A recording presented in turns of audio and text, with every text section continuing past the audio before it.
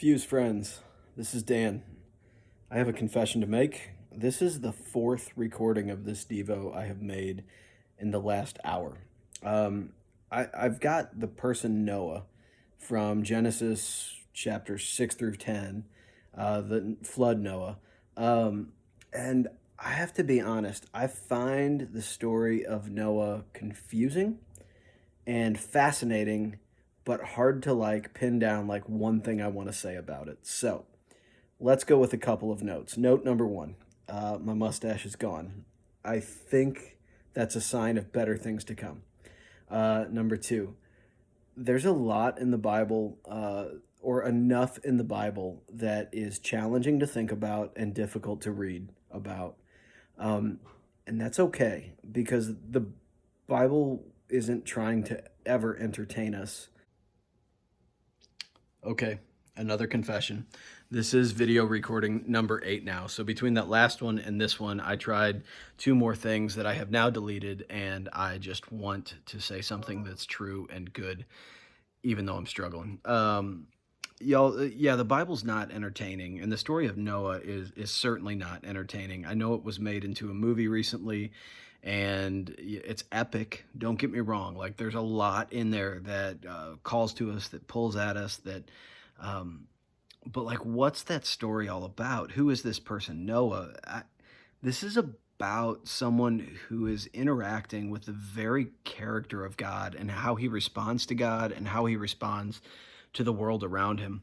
Those themes, the character of God, a person who knows God, and their response to the world around them, is those are major themes in the life of Joseph. That's the series that we're starting on Wednesday. I'm really excited for it.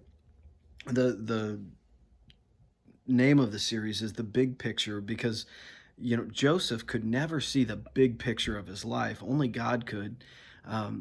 That rings true with me. I would guess it rings true for you. Like, you can't see the big picture of your life. So what do you do in the meantime? Well, I think when we look at the people who came before Joseph, what we understand with them and with Joseph is we have to take into account the character of God. Who is he and what has he done?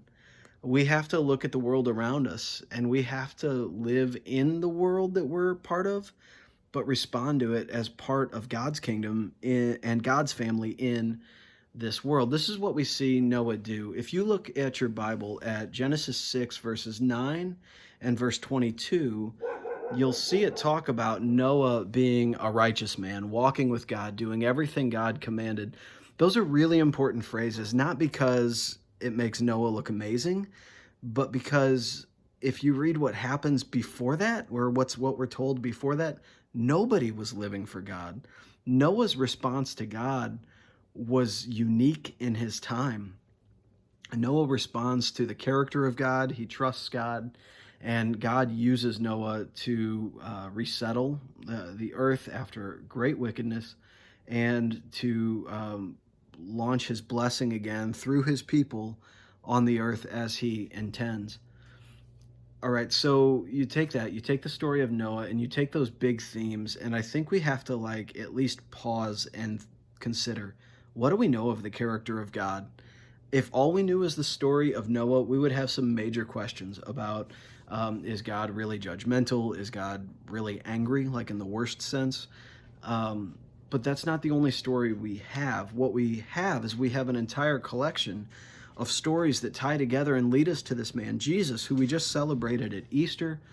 And what we see is with Jesus, God, yes, has a judgment against sin, but he also has a great compassion to take that judgment for on himself.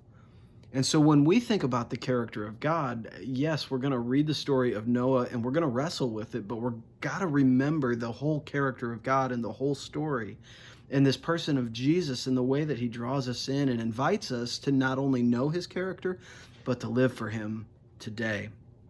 So if we reflect on God's character and what he's done, and we also reflect on what our response to him should be in the time that we live, I think that that's the right way to, on a Tuesday, consider the life of Noah, to consider like our current situation. It's kind of weird. I've been at home for a long, long, long time, and I miss my family. I miss my friends.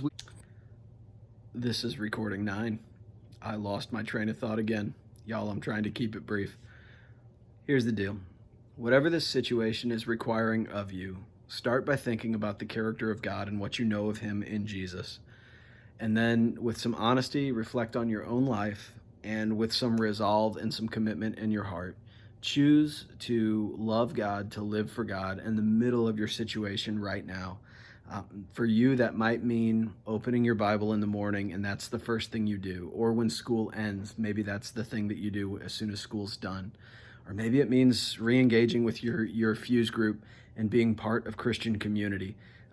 God's character and his intent for his people hasn't changed.